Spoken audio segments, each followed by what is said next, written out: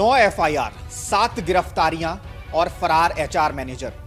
Undercover police और office के भीतर हिंदू लड़कियों के साथ शोषण और धर्मांतरण के सनसनीखेज आरोप। नासिक का टीसीएस केस आखिर है क्या?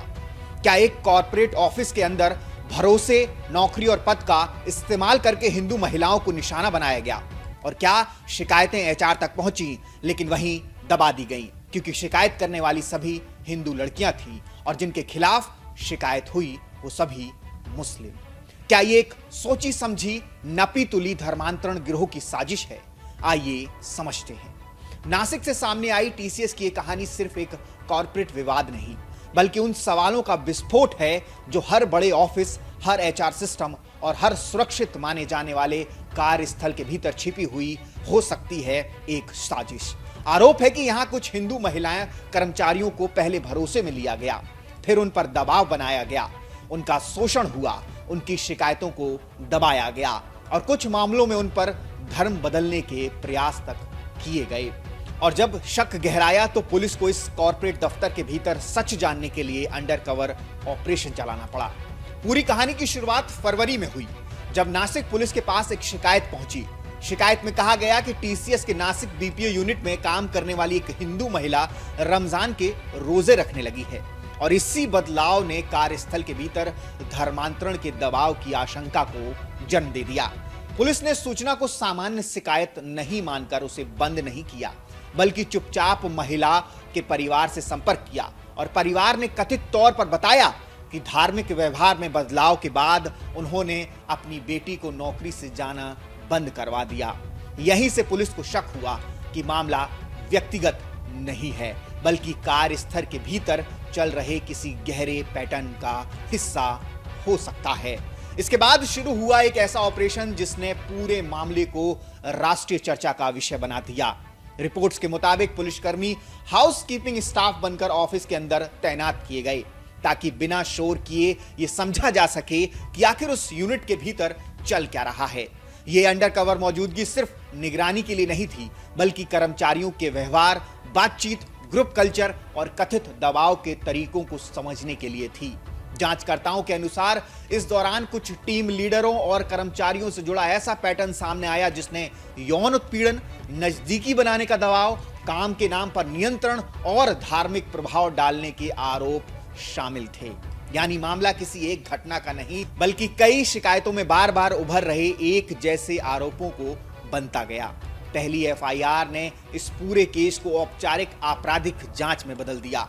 एक महिला कर्मचारी ने आरोप लगाया कि दानिश शेख नाम के एक कर्मचारी ने शादी का वादा करके उसके साथ शारीरिक संबंध बनाए, लेकिन यह छिपाया कि वो पहले से शादीशुदा है और उसके बच्चे भी हैं। इसी शिकायत के आधार पर रेप और धार्मिक भावनाएं आहत करने जैसी कई सारी धाराओं में उसके ऊपर मामला दर्ज किया गया क्योंकि महिला ने उस पर धर्मांतरण का दबाव डालने का भी आरोप लगाया था। लेकिन कहानी यही नहीं रुकी। पहली शिकायत के बाद और भी हिंदू महिलाएं सामने आने लगी और रिपोर्ट्स के मुताबिक शिकायत करने वाली अधिकतर महिलाएं जो हैं वो 18 से 25 साल की उम्र की थीं, जिनकी मंथली इनकम जो है वो करीब 18 से 25 हजार रुपए के बीच थी। इन महिलाओं के आरोपों ने इस मामले को एक शिकायत से हटाकर कार्यस्थल के भीतर कथित शोषण, धर्मांतरण के बड़े ढांचे की जांच में बदल दिया। कई शिकायतों में आरोप था कि कुछ महिला कर्मचारियों के साथ बिना इच्छा के शारीरिक संपर्क किया गया, अशोभनीय या यौन संकेत वाले कमेंट किए गए और नौकरी तथा काम के असाइनमेंट को लेकर दबाव बनाया गया। कुछ आरोपों में यह भी कहा गया कि नजदीकियां बनाने के बाद धार्मिक तौर तरीके बदलवाने, धर्म से जुड़ी बातें स्वीकार कराने या धर्म बदलने के लिए प्रभावित करने की कोशिश भी की गई। यानी शिकायतकर्ता महिलाओं के अनुसार कथित शोषण सिर्फ शारीरिक या मानसिक नहीं था बल्कि निजी आस्था तक में दखल का आरोप भी इसमें जुड़ गया। अब तक कुल 9 एफआईआर दर्ज होने की बात सामने आई है जिनमें से 7 में लगभग एक जैसे आरोप बताए गए हैं। इन मामलों में यौन उत्पीड़न, रेप, पीछा करना, धार्मिक भावनाएं आहत करना और दूसरे गंभीर आरोपों के तहत केस दर्ज किए गए हैं। मामले की गंभीरता का अंदाजा इसी से लगाया जा सकता है कि कम से कम 7 कर्मचारियों को इस पूरे पैटर्न में गिरफ्तार किया गया है। उनके नाम कुछ इस प्रकार हैं। जो पहला आरोपी है आसिफ अंसारी, उसके बाद दानिश शेख, सफ़ी शेख, शाहरुख कुरैशी, रजा मेमन, तौसीफ अतर और अश्विन चिन्नानी। इस पूरे जो केस है उसमें इन आरोपियों को जो है इन पर आरोप लगे हैं कि इन्होंने जो हिंदू महिलाएं हैं उनके साथ यौन उत्पीड़न किया, मानसिक उत्पीड़न किया उनका, और धर्मांतरण का दबाव भी उन पर बनाया। जांच का दायरा सिर्फ आरोपित कर्मचारियों तक सीमित नहीं रहा बल्कि कंपनी के आंतरिक सिस्टम तक पहुंच गया। एचआर मैनेजर निदा खान के बारे में कहा गया कि वो फरार है और जांच एजेंसियां भर्ती प्रक्रिया तथा शिकायत निपटान में उसकी कथित भूमिका की भी जांच कर रही हैं। यही ये केस और ज्यादा गंभीर हो जाता है क्योंकि कई शिकायतों में आरोप है कि एचआर विभाग ने पीड़ित हिंदू महिलाओं की शिकायतों को गंभीरता से नहीं लिया।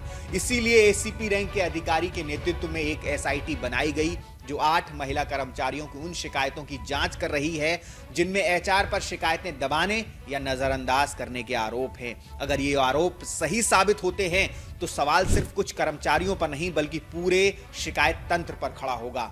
जांच के दौरान पुलिस को कथित तौर पर व्हाट्सएप चैट, डिजिटल रिकॉर्ड्स और दूसरे इलेक्ट्रॉनिक सबूत भी मिले हैं। रिपोर्ट्स के मुताबिक ये भी जांचा जा रहा है कि कुछ कर्मचारियों का परिचय वीडियो कॉल के जरिए मलेशिया से जुड़े एक प्रचारक से कराया गया था। जी हां, जो मुस्लिम प्रचारक है उससे कराया गया था।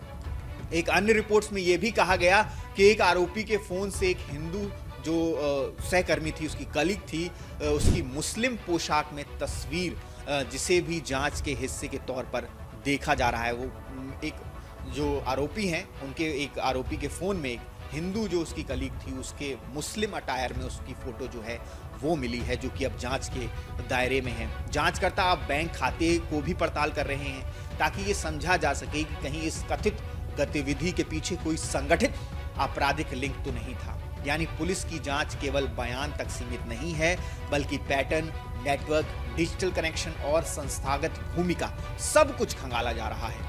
यही वजह है कि ये मामला अब केवल एक ऑफिस स्कैंडल नहीं रहा बल्कि बहुस्तरीय आपराधिक जांच का रूप ले चुका है। अब बात कंपनी की प्रक्रिया पर।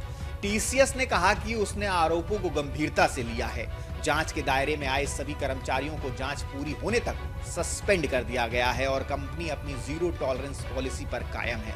टाटा सन्स के चेयरमैन एन चंद्रशेखरन ने अब मामले को बेहद चिंताजनक बताया, जबकि सीईओ आरती सुब्रमण्यम ने कहा कि दोषी पाए जाने वाले जितने भी लोग हैं उन पर सख्त कार्रवाई होगी। लेकिन इस पूरे मामले ने राजनीतिक तूफान भी खड़ा कर दिया है। बीजेपी के जो नेता हैं उन्होंने इसे बेहद गंभीर मामला बताते हुए कड़ी कार्रवाई की मांग की है। नासिक में विरोध प्रदर्शन हो रहे हैं और इस पूरे प्रकरण को लेकर कॉर्पोरेट सुरक्षा और सांस्कृतिक दबाव पर बहस तेज हो गई है।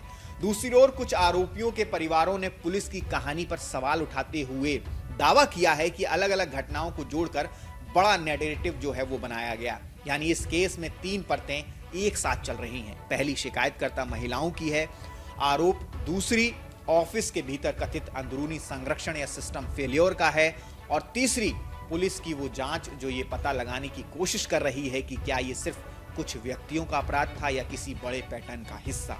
और यही वजह है कि टीसीएस नासिक केस ने पूरे देश को झकझोर दिया है। ये मामला हमें एक ऐसा सच के सामने खड़ा कर देता है। बड़े ब्रांड का नाम, चमकदार ऑफिस और कॉर्पोरेट पहचान अपने आप में सुरक्षा की गारंटी नहीं होते।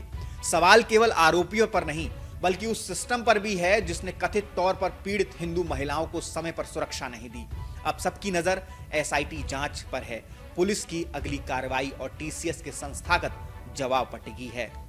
अब कुछ तथाकथित बुद्धिजीवी और लिबरल गिरोह के सरगना इसे भी प्रोपेगेंडा साबित करने में लगे हुए हैं। उनके लिए ये मायने ही नहीं रखता कि इतनी सारी महिलाओं के साथ यौन और उनके साथ मानसिक उत्पीड़न हुआ, उनकी धार्मिक पहचान बदलने की कोशिश हुई।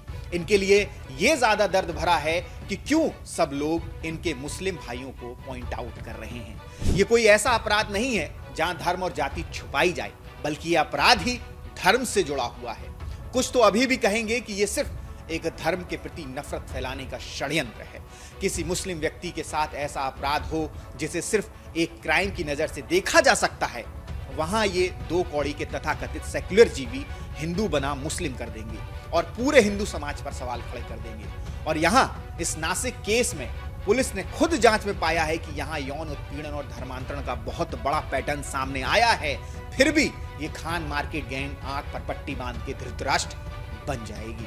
अब सवाल यही उठता है कि ये सिर्फ एक टीसीएस नासिक में ही ये पैटर्न चल रहा था कि देश के और भी हिस्सों में और भी बीपीओज में इस तरीके के पैटर्न को जो है वो बड़े पैमाने पर फॉलो किया जा रहा है और करवाया जा रहा है, जहां पर ब्रेन वॉश से लेकर धर्मांतरण तक के कई सारे जो केसेस हैं वो सामने आ सकते हैं। इस केस के बाद कई ऐसी पीड़ित महिलाएं होंगी जिनके अंदर हिम्मत आएगी, जिनके अंदर अपने साथ जो भी कुछ हुआ उसको सच बाहर लाने की हिम्मत आएगी, और जो भी इस केस में दोषी हैं उनके ऊपर सख्त से सख्त कार्रवाई होना ही चाहिए, क्योंकि ये कोई फिल्मी कहानी नहीं थी, ये कोई ऐसी चीज़ नहीं थी जिसे आप प्रोपेगेंडा साबित कर सकें।